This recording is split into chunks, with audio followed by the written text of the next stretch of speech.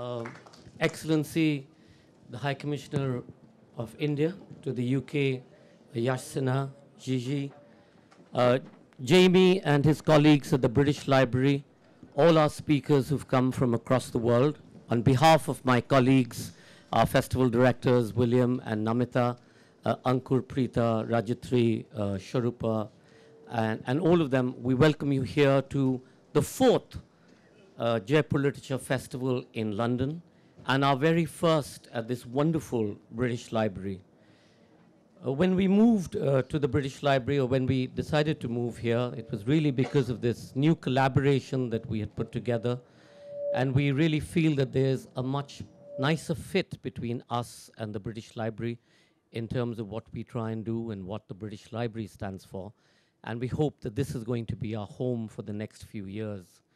What better way to start the festival than with wonderful sunshine and with a very full tent. And I'm really sorry for those of you standing outside, but once this next session starts, we'll have much more place as we spread across 3 different venues. It's been 10 years since the festival began, and who would have even dreamt that it would grow to become one of the largest festivals of its kind in the world, and it would be able to spread its wings and go to Australia, here to the UK, and across the pond to Boulder in Colorado in the United States.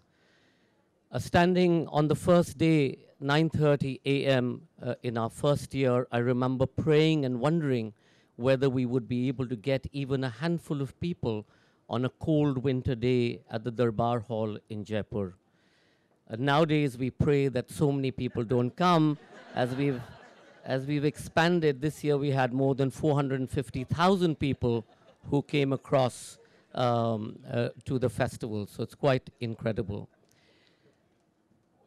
The festival really is a platform for speakers from across the world to come and share their ideas and share their dreams. And for us, the freedom to dream is a vital ingredient on all that has been coined and put together. We know that we live in fractured times. We also know the Pope recently said that this is the most peaceful period that we've existed in.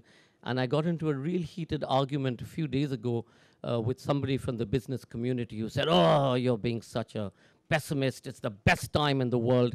And I said, well, it gives very cold comfort to those people who are having to flee their homes, who are facing death, who are being incarcerated, either because of their religion or their thought, or sometimes because of their sexual preferences. And it's in that kind of scenario that we really need people from all walks of life to come together and tell us what their thoughts are and what they've written about. And Jaipur and the festival represents that. We're absolutely delighted that year on year, Namita Gokhale and William Dalrymple bring together amazing authors from across the world to help us realize some of these dreams. Who would have thought that the 2001 Space Odyssey would come to fruition? Who would have thought that Big Brother Watching in George Orwell's 1984 would also come to fruition? Authors help us divine the future, and we really like to thank them for being here and being very much part of our world. May I invite Namita Gokhale to say a few words about the program that will unfold over the next 2 days. Namita.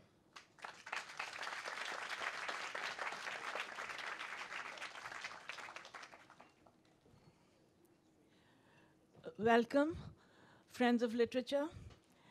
When 10 years ago, William, Sanjoy, I, so many others began on this festival, we never imagined how much joy, how much transformation it would give to our lives because of the many dimensions it's assumed as a place for genuine, spontaneous, democratic human interaction. And the spirit of Jaipur and the power of words has helped to build up a literary community in India, across our 24 languages, and across the world. And so many of you here today have very likely been to the festival, to the Mother Festival in the Diggy Palace lawns. In 2013, the iconic Indian writer, the late Mahashweta Devi, in her keynote address, declared the right to dream should be the most fundamental human right. And that is something we have told ourselves again and again since. And it is this right to dream, to share our dreams, which is at the core of the literary experience. We are grateful to the British Library for giving us this platform and this collaboration to spread and share our dreams and your dreams. And I hope not only the dystopias and the nightmares, which so many of us encounter every day. As the Indian nation celebrates its 70th year of independence, our 2 days of books, ideas, and dialogue, poetry and music bring alive the magic of a vast, vibrant, very diverse culture. We are honored to be in a city with such deep literary heritage and cosmopolitan resonance as London, and it is a joy and a privilege to be collaborating with the British Library. The rich treasures of the British Library have provided cues and opportunities for many of our sessions. Manuscripts related to the Beatles songs are now with the British Library, and it's only appropriate that we have a session on the Rishikesh years and the time the Beatles spent in India. Similarly, the Wodehouse archives have come to the British Library on loan, and we have a session on the Wodehouse effect and why a class of Indians remain fascinated with his books and the class structure and the very wordy humor that they represent. Our sessions include subjects as diverse as constitutions and electoral process, Urdu poetry from 18th century Hyderabad, Victoria and Abdul, the politics of geography and knowledge networks in the ancient world. We also bring you mind reading, the art of the illusionist, the dream machine of Bollywood, an interrogation of the British Raj, by writers, scholars, and historians, for which there can be no more appropriate place than this, the home of the India Office Records. So do join us on our magical mystery tour of the mind, the spirit, and the imagination. And thank you again for being with us today.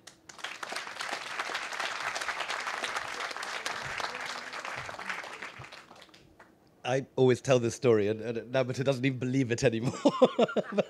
but the first session I ever did at the Diggy Durbar Hall had 14 people, of whom 10 were Japanese tourists who got lost looking for Amer Fort.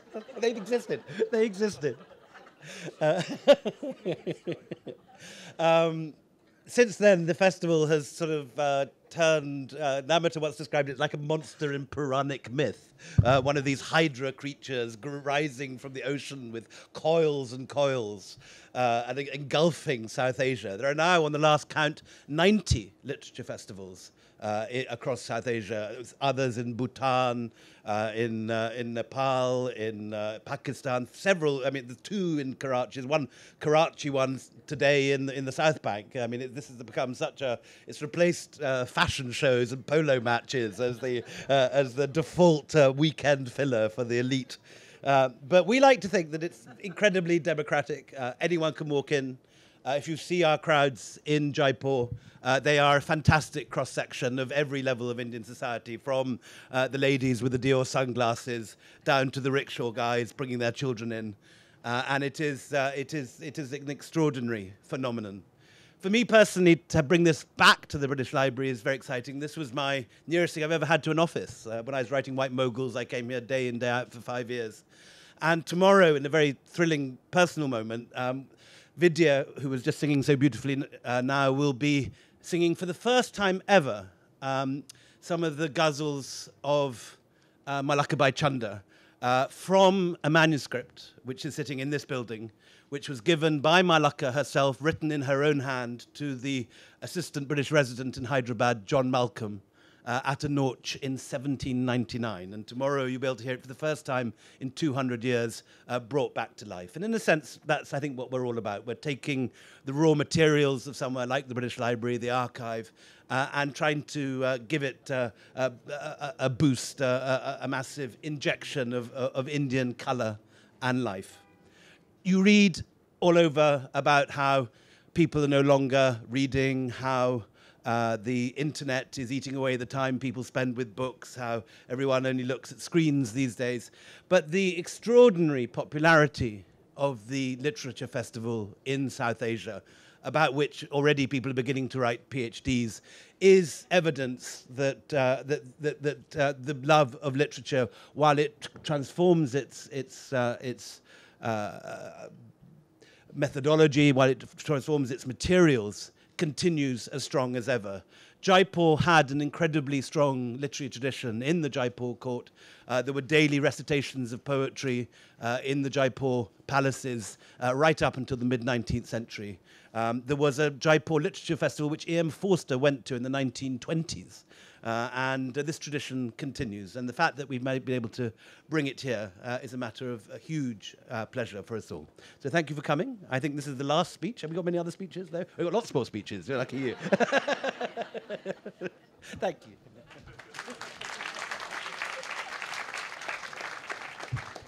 It's always wonderful when Willie actually arrives on time for the opening of the festival. So it's a great day. I just need to acknowledge a few people before I invite our next speaker on. When the festival began, we had a wonderful Minister of Culture in Rajasthan who's here. I'd like to acknowledge Beena and for all the help that you gave us in its inception. And though she's here as an author and a writer, she's also the advisor to the Chief Minister of Rajasthan and a wonderful cultural ambassador to India, Mala Singh, author. And for those of you who would like to visit India and would like to see power at play, it's really at her dinner table that much of India moves and much of the plots are plotted. So that's Mala Singh for you. Sunil and Neeraj from Z, I'm not sure whether you found a place. Thank you both very much. And thank you for Z's wonderful support to this. And to our hosts here at British Library, may I introduce Jamie, who's the Director of Culture and Learning, to welcome us all to his wonderful venue this morning. Jamie. Thank you, Sanjoy. Welcome, good morning. You are all very, very welcome to the British Library, otherwise known apparently as William's office. It's great. Welcome to just a taste of what you all know is the greatest literature show on earth, the Z Jaipur Literature Festival, which we are thrilled to be hosting here. You've heard we're hosting it for the first time, and there could not be a better year for us to start hosting than this most special year, 2017, with all the events and celebrations going on, marking 70 years of Indian independence, marking the UK-India Year of Culture.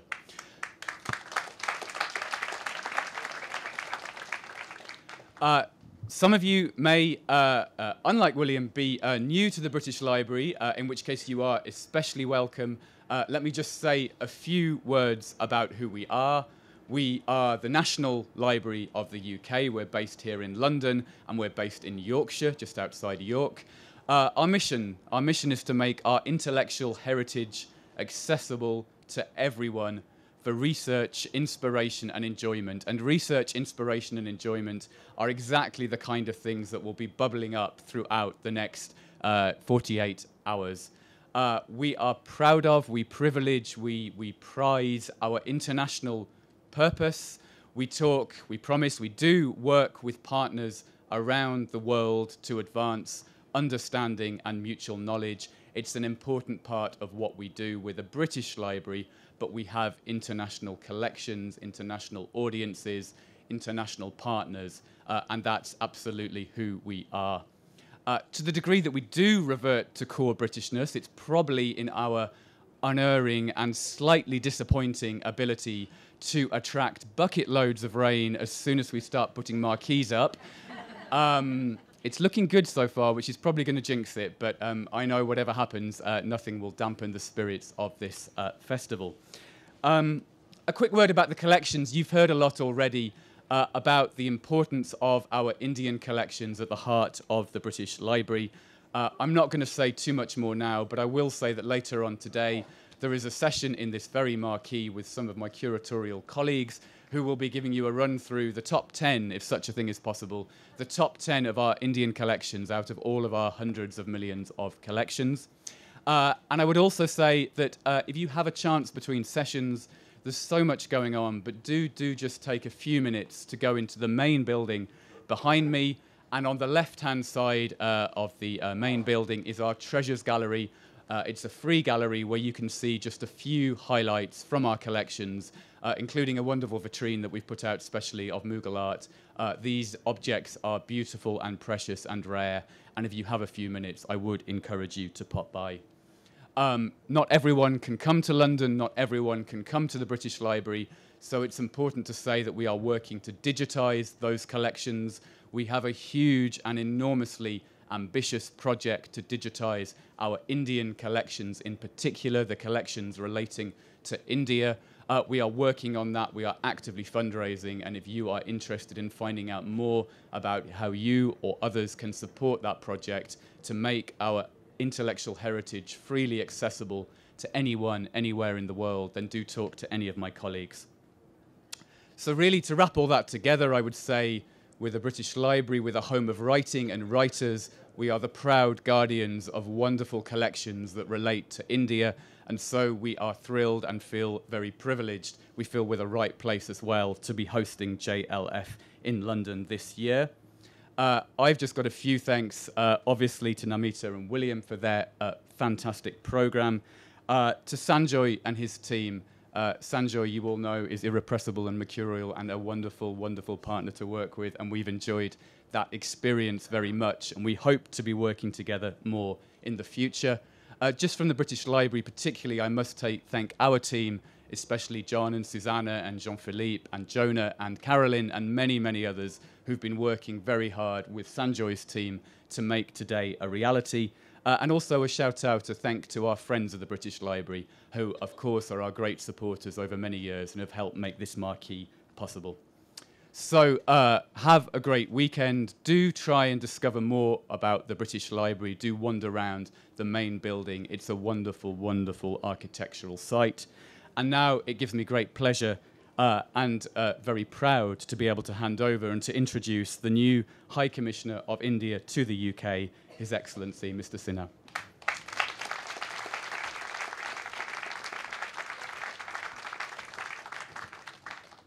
Good morning, everyone. This wonderful day, spring day in London at the British Library. When my wife and I were attending the Gaul Literary Festival last year, because the High Commission in Sri Lanka was sponsoring it or partnering it, little did we realize that we'd be in London the year after, in 2017, attending the JLF at the British Library.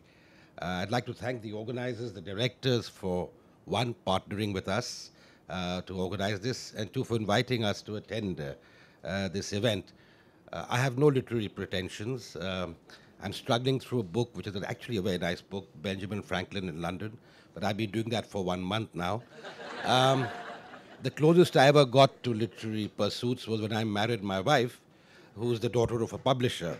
And in my dowry, I got 500 books, which I lug all over.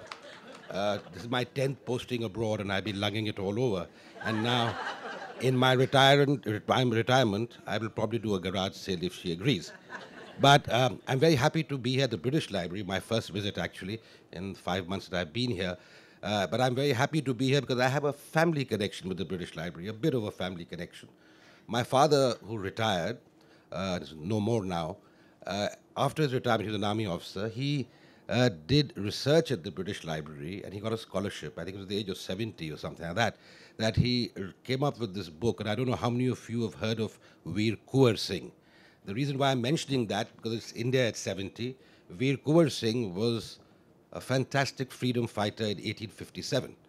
And at the age of 80, he actually won battles. And he lost his life after that.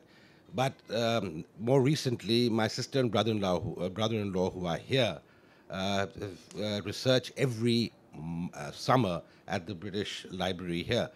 They live in the US, but they come here. So that's my link with the British Library. But on a more serious note, I'm very happy that the High Commission of India is being able to partner with British Library and JLF and others to host this event, simply because we are also as you're aware, celebrating the Year of India-UK Culture this year, which was launched at a glittering reception by Her Majesty at Buckingham Palace at the end of February. We have a series of events planned to commemorate this occasion. It's also very appropriate because it's the 70th year of Indian independence. We have a large number of events planned all over the UK, and of course, the British Council and others, and the British High Commission in Delhi have planned a series of events in India. So it's a wonderful reflection of the symbiotic relationship that binds us. And I never failed to mention, when I was at the Science Museum a few months ago, that Indian culture transcends borders. In the past, in the ancient times, you had Kalidasa and his sublime literature and plays. You've had scientists, and astronomers, Aryabhatta, physicians, and doctors like Sushruta and Charaka. And then, of course, you have the popular culture in modern days, Bollywood. Now, I know how popular Bollywood is because I have traveled all over the world, and it's amazing that a cab driver in Bukhara had asked me to translate a Hindi song, and I failed miserably. But this is the power of Indian culture, and this is something that we are very proud of, and I'm very happy that JLF keeps that tradition alive, the literary traditions, both in India and outside India. But I'd like to thank the organizers once again for inviting me here for this inaugural event. I'd like to wish them all success in this event, and may it grow from strength to strength. And all of you, thank you for turning up, and I do hope you enjoy this weekend. Thank you. Thank you, Excellency. On behalf of Sonjo and all my colleagues here at Teamwork Arts, we would like to thank the High Commission of India here in the UK, all your colleagues, the Deputy High Commissioner, Mr. Dinesh Patnaik, Asim Vora, our Director, Nehru Center, Srinivas, and all his colleagues at Nehru Center, for being part of JLF and for being for partnering with us for the entire festival, which is here, India at UK. Please, on your way out, do pick up some festival brochures and flyers. There are many events starting in Edinburgh in August, and it goes on and it ends on the 28th of November at the Barbican here in London. We would also like to thank, we all know that no festival, no event is possible without the support of sponsors and partners. We'd like to thank Zee TV and for continuing their relationship with us, the Rajasthan Tourism, Taj Hotels. And before we actually now start the second session, which is at 11:30, allow me to invite Mr. Neeraj Dhingra, CEO Europe for Zee Network, to please come on stage and say a few words. His Excellency, dear friends, good morning. We are very honored to be partnering with the Jaipur Literature Festival and hosting the same along with Teamworks. We consider ourselves as co-hosts here at this amazing venue. As you've heard, this festival doesn't need any introduction and has become a key event in the calendar for everyone who's interested in literature, the greatest literary festival on earth. Literature, as you know, has many forms, starting with the written form and the more contemporary, the spoken word. We at Zee TV have been telling stories and bringing them to life through the medium of television for about 25 years now. Zee TV is the largest media company from India, which is a true multinational. We are available in 171 countries, entertaining over 1 billion viewers. We live by our philosophy, Vasudhaiva Kutumbakam, which means the world is my family. So we are the ambassadors of Indian culture and aim to integrate societies in all parts of the world, bringing about peace and harmony through the medium of entertainment. In today's troubled times and uncertainty, with Brexit, Trump, Syria, India, Pakistan, lots of other things happening, we need to focus on positives and promote happiness. This festival does just that.